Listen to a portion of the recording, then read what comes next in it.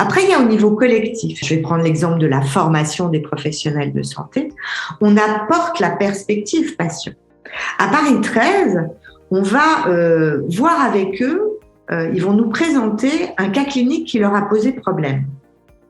Puisque ce sont des stagiaires, ils sont internes, donc ils ont une grande partie de stage et ils ont 100% de leurs cours qui sont faits en binôme avec un patient et un professionnel de santé. Et donc, comme on participe de l'ingénierie des cours à l'évaluation, on leur a imposé quand ils nous présentent un cas clinique qui leur a posé problème, de parler de l'aspect psychosocial de leur patient. Comme ils ne savent pas à l'avance quel patient va leur poser problème, quel parcours va leur poser problème, ils sont un petit peu obligés de le faire. Donc ça devient un automatisme.